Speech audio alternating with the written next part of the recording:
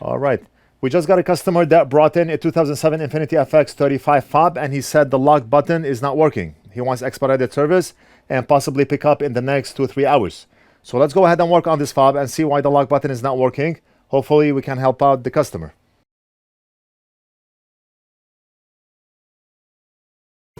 Somebody did attempt to solder that button back and was not successful.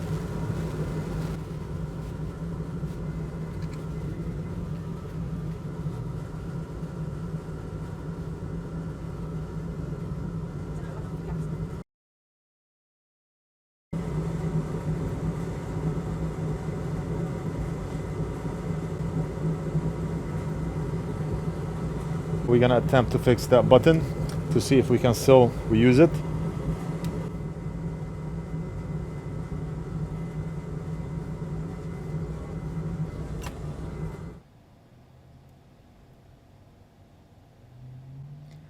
On the back, we do see that we still have all the pads on the button, which is good. Now this is a plastic button, so we have to be careful.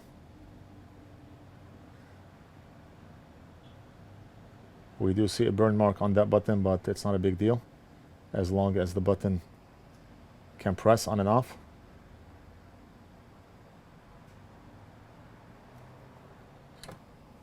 I mean, this is nothing but a switch.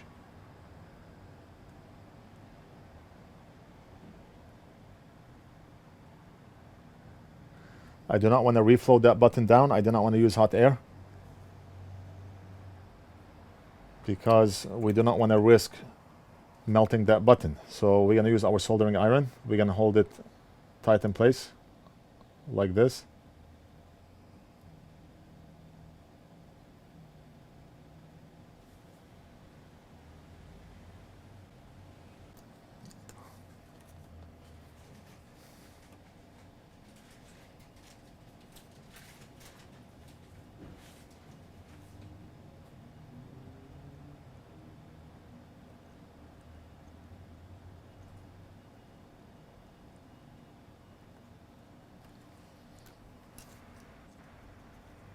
Now the button itself physically may not be in the best condition, but as long as it's functional, customer want to pick up today and he just wants us to make this button functional. We did a very good job soldering that button back, and all we have to do is test. The button does click, but clicking alone is not enough. We have to test it. I need to grab a fob tester.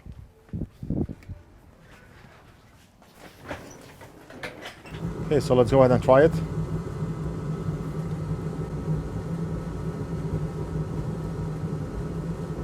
I was trying to test the button that we soldered, and I pressed the second button by mistake and not the one that we soldered, and it came right off. So that button is loose also. I mean, the soldering on those buttons is very weak. So right now we added leaded solder, and we're gonna solder that button like we did with the other one.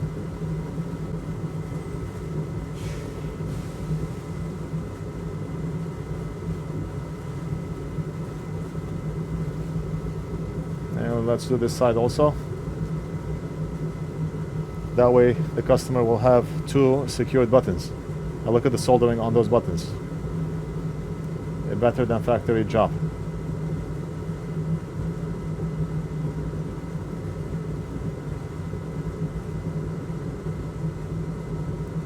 Better than factory job.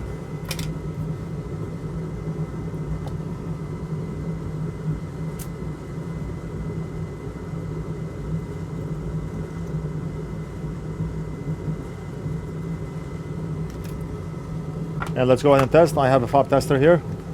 When we press any one of the buttons, the fob tester should output 314 or 315 to indicate that the button is functioning properly. I have to press on the board while pressing the button because the battery is making a connection from the back. Let me just close the top here so we can press on the buttons. I want to lock it so we can test, because it's hard to press on the motherboard and press on the button at the same time. So let's click that shell, and now we can test to see if we're gonna get a signal. So his lock button was not working, which is this one here. If the button is working, the meter should output anything between 300 to 315. Let's see. Right there, 314.7.